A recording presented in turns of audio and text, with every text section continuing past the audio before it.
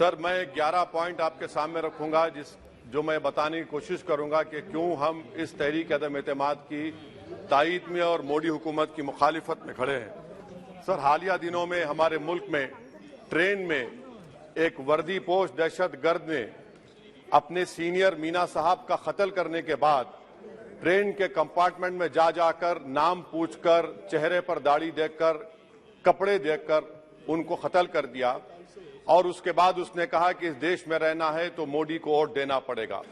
मैं हुकूमत से जानना चाहूंगा कि क्या ये अक्सरती तबके की एक्सट्रीमिज्म और रेडिकलाइजेशन की बेहतरीन मिसाल नहीं है, और अगर है तो फिर हुकूमत इस पर क्या करेगी। सर, हमारे आइन में, संविधान में लिबर्टी ऑफ कॉन्शियस को लिखा गया, तमहीद में, यानी जमीर की आजादी का जिक्र किया गया है। मैं हुकूमत से और खास तौर से वजीर आजम से जानना चाहता हूं कि कहां गया इस हुकूमत का जमीर, कॉन्शियस जिसको अंग्रेजी में कहते हैं, जब नू में 750 इमारतों को बगैर ड्यू प्रोसेस फॉलो किए उनके इमारतों को मुनज़्ज़म कर दिया गया, और इसलिए कि वो मुसलमान थे, पूरे के पूरे इलीगल थे। इसीलिए पंजाब की हाईकोर्ट और हरियाणा की हाईकोर्ट ने कहा कि ये एथनिक क्लेंसिंग है। इसकी एक बेहतरीन मिसाल है उस हुकूमत की। तीसरी है कि इस मुल्क में एक नफरत का माहौल, बल्कि एक आतिश को पैदा कर दिया गया, मुसलमानों के खिलाफ नफरत का माहौल। ये इनका ये 9 साल का इनका ये कारनामा है। तीसरा सर, मणिपुर के ताल्लुक से कल बड़ा लंबा जवाब वजीर दाखिला ने दिया। सर, आसाम राइफल के ऊपर केस बुक हो जाता है, FIR हो जाता है। क्या हो रहा है वहां पर? कहां गया आपका कॉन्शियस, कहां गया आपका जमीर, जब वहां की महिलाओं की अस्मत रेजी की जा रही है? और आप मुख्यमंत्री को नहीं हटाना चाहते इसलिए क्योंकि वो कोऑपरेट कर रहा है। सर, मैं हरियाणा और मणिपुर के वजीर आला के लिए, किसी शायर ने अच्छा कहा था कि कुर्सी है तुम्हारा ये जनाजा तो नहीं, कुछ कर नहीं सकते तो उतर क्यों नहीं जाते। आखिर कहां गया? उन ताबूतों में खो गया कि आपका कॉन्शियस, आपका जमीर, जहां पर 50,000 लोग बेघर हो गए, यानी 6 लाख हथियारों को लूटा जा रहा है। आखिर कौन सा आप इंचार्ज वहां पर है? सर, 14 पॉइंट हिजाब को एक मसला बना दिया गया और मुस्लिम बच्चों को तालीम से महरूम कर दिया गया। क्या ये आपका लिबर्टी ऑफ कॉन्शियस है? कहां गया आपका जमीर? सर, अभी आपने फाइनेंस मिनिस्टर साहबा ने कहा, यहां पर DMK के मोहतरमा कनीमोजी ने महाभारत के द्रौपदी का जिक्र किया। मैं ये पूछना चाहता हूं, बिल्किस बानो इस देश की बेटी है या नहीं? जिस बिल्किस बानो को 11 लोगों ने रेप किया, प्रेग्नेंट थी, उसकी मां का रेप किया, उसकी बेटी को कत्ल कर दिया, उसकी मां का कत्ल कर दिया, आपने कातिलों को रिहा कर दिया। ये आपका कॉन्शियस है? ये आपका कॉन्शियस है? आप तो मेजोरिटेरियन पॉलिटिक्स को फरोग दे रहे हैं। सर, आज चाइना के ऊपर कोई नहीं बोलते हैं।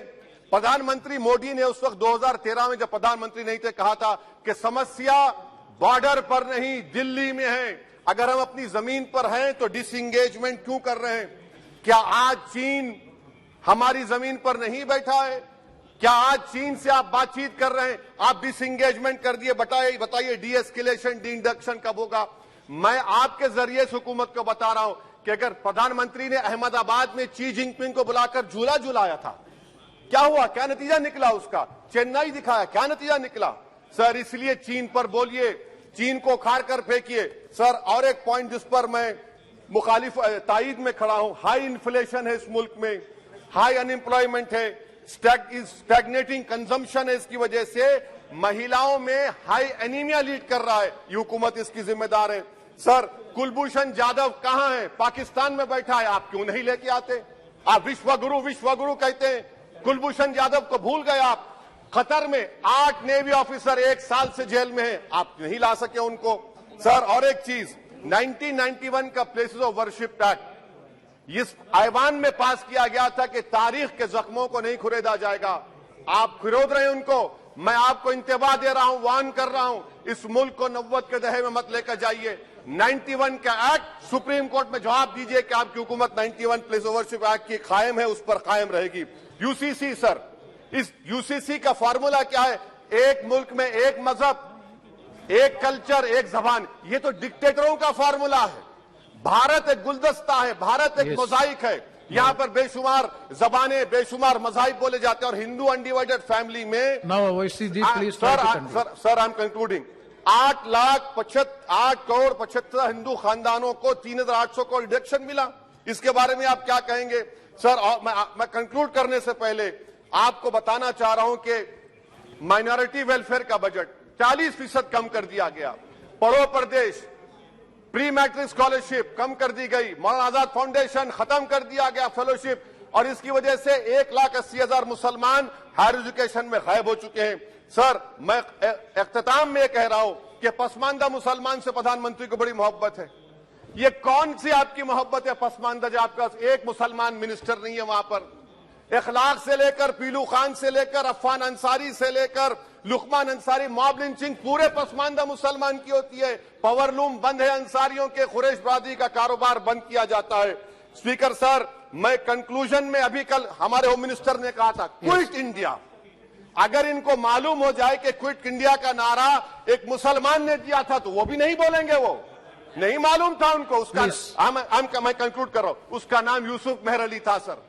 यूसुफ मेहर अली ने क्विट इंडिया का नारा बनाया, जिसको महात्मा गांधी ने सारे देश में एक पैगाम किया। मैं कंक्लूड कर रहा हूं सर, इस देश में अगर आज क्विट इंडिया करना है तो कहना पड़ेगा चाइना क्विट इंडिया। जो गौ रक्षक है जिसका नाम मोनू है, वो आपके लिए मोनू डार्लिंग बन गया है, उसको कहिए क्विट इंडिया। सर, जो लोग तुष्टीकरण की राजनीति आप कर रहे हैं, आप हिंदू अक्सरियती लोगों में हथियार बांट रहे हैं, ये आप देश के लिए खतरा पैदा कर रहे हैं। Sir, I'm concluding। इसीलिए हम आपसे अपील कर रहे हैं कि हुकूमत से कह रहे हैं कि आप जो सियासत कर रहे हैं इससे नुकसान देश को होगा।